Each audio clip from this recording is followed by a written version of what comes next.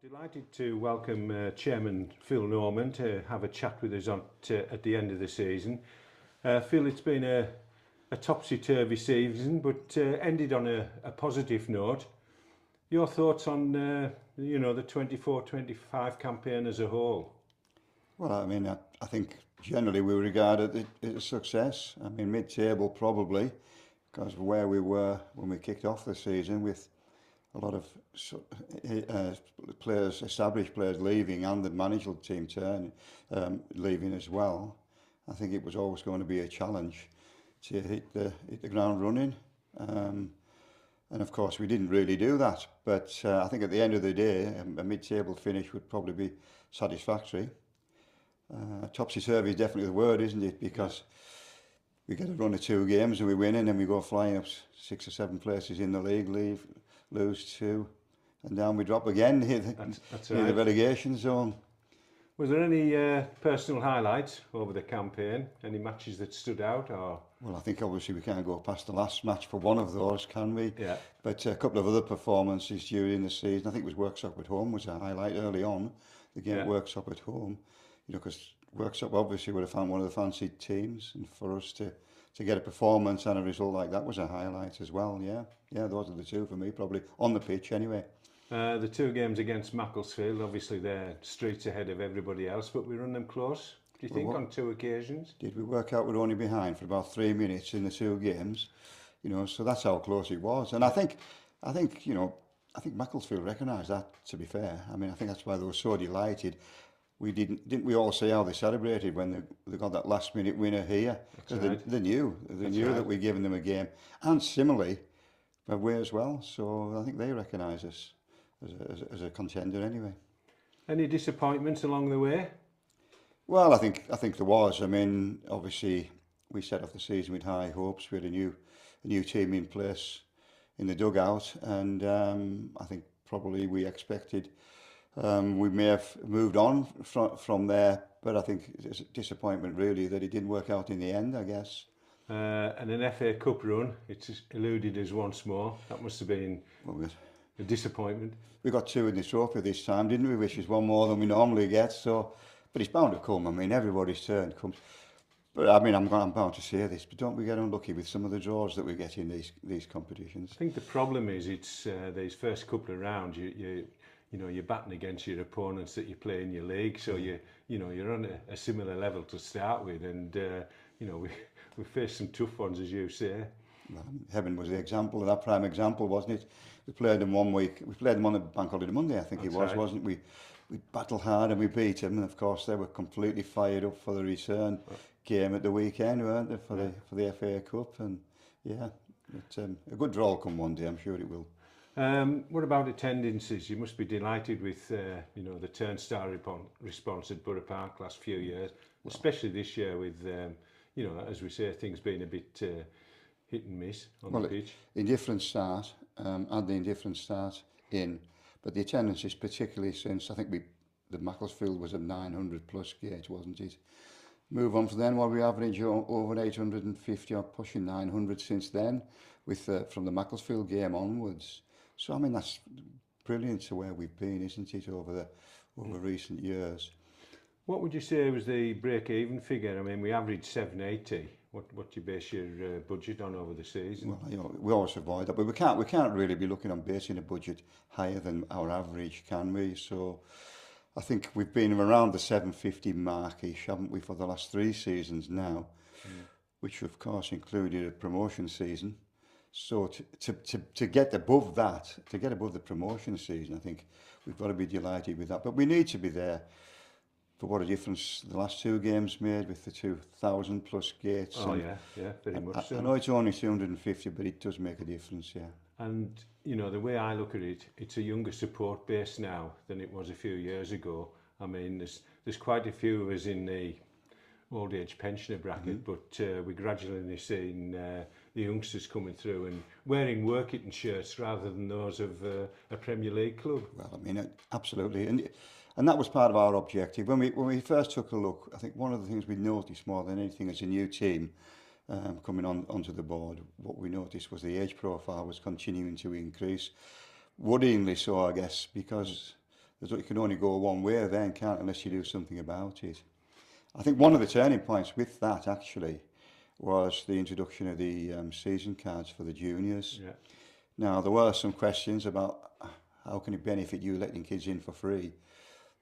But the principle behind that is the kids come for free and the parents bring them along. I think what we find in probably, and which has worked, what we find in probably possibly we didn't expect was there's now cases where the parents have come with the kids and the kids don't fancy it this week, but the parents still come anyway. Right. So what we feel is, I mean, we haven't got any numbers to back this up, this is just a perception, but what we feel is we've almost bridged that generation gap now that was there. So that's probably one of the most encouraging things over the last couple of years, really. And, you know, they're getting in for next to nothing, but they're spending £5-10 on merchandise and refreshments and the like. So it's a win-win situation, really. It's a win-win. But I think for me, I've always said, I started coming here when I was 7, 8, 9 years old. And what you want is you want to get them hooked on the place, don't you, at that age, and then not all of them. Admission then, Phil, would be what, 1 and 6? I think it probably was, but of course my dad was paying anyway, so I don't know. But yeah, I guess it was probably 1 and 6. But yeah, that's what we're looking for. You want to get them hooked, and maybe a proportion, and we'll still be hearing another. Well, what am I now? I'm well over 20 now. So in another 30, 40 years' time, you know, I think that's what you want to do. You want to build that profile, don't you?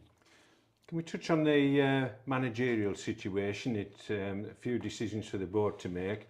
Mark Fell's team obviously done a good job for the most part of the season. We then had an interim situation with Brian Dawson and Billy Redden taking over. And last week you appointed Darren Edmondson. So overall, what's your feelings on how that's gone?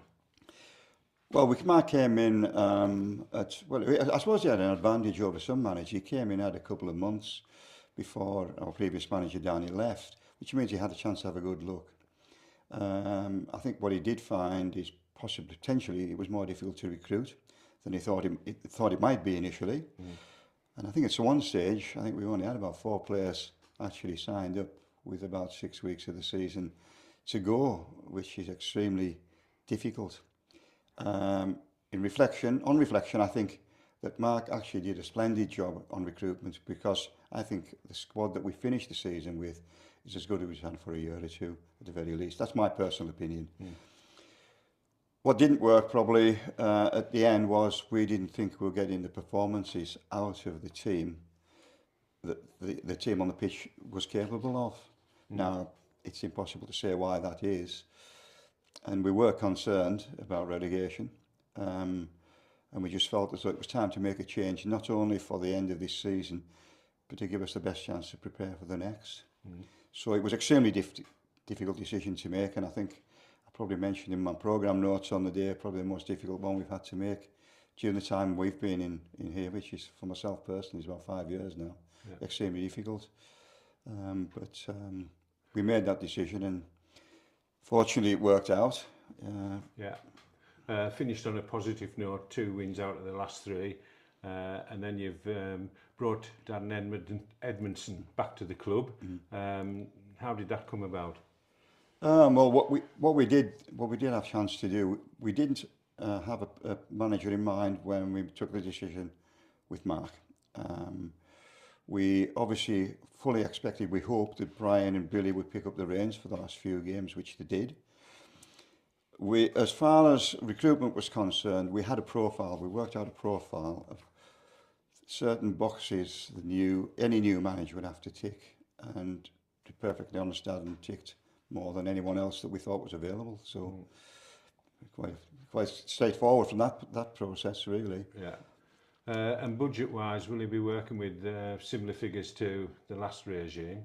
Yes. I mean, yeah.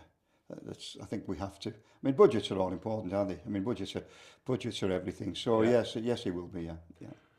And what about the standard of the league? Obviously, we've lost Macclesfield and Worksop. Stockton found themselves in a difficult situation at the end of the season. But will it be a more competitive league in terms of you know, 1 to 22 or next season, or do you see another Macclesfield emerging, or do you think it'll be a more open league? Well, I think, I mean, what Mark did say before he started our first game is he thought there were two teams in the league that would be better than everyone else, particularly one, but two, who ended up being the two who promoted, actually. Yeah. And the rest, there wouldn't be much between the rest. And actually, the league table fortified that belief, didn't it? So, especially, you know, the bottom 10 was separated by a matter of, you know, a few points. Yeah, it's nothing really, is it? No. Nothing. So why would it be any different this year? The only thing is that teams are coming at the bottom. They're a bit of unknown, aren't they? There's usually one of them are on some progression through the leagues that's coming through. And I haven't identified that one yet. Maybe you have, Steve. I don't know. I think I agree with you. You know, there's teams coming up. You know, Cleethorpes and the likes. We've never seen them. We've never played them. So there's one or two that we won't know about until you know, a few weeks into the start of the season. But you know, I think it will be you know, more even than it's been you know, the last 12 months. I think. Which brings us on to the stadium itself. I mean, delays on the start of the project. We're expecting things to happen in May. I take it that's not the situation now, and we're going to start the season or further into summer before we start the project. Well, I mean, there's been a lot of work. I must say, first of all, I needn't apologise for the delays, because the delays are not within our control. But it's been disappointing from our point of view not being able to announce firm dates for everything. We've given some outlines based on the information that we had at in the AGM. Actually, I think we released the information, which was early February. We've had no firm updates since then, but we do know that there's been a lot of work going on behind the scenes behind it. So people need to be reassured that this project is ongoing and positive. But quite obviously, we still haven't been informed of planning permission being approved. So without planning permission approved, we can't get firm dates again. Now, maybe that isn't too far off, but quite clearly, it's not going to go through before we kick off before we're due to kick off again in August. Yeah. So yeah. Can you just reiterate what the plan would be? Would we intend to stay here? Would we have to move out and play elsewhere, or is the hope that the work can be done, around us playing matches here? I still hope that the work can be done here, but we've got to take practicalities into consideration here, and it depends. Probably the tipping point will be the actual final design of the stadium, because how the final design of the stadium may determine how difficult or possible it is to stay around while the building work's going on.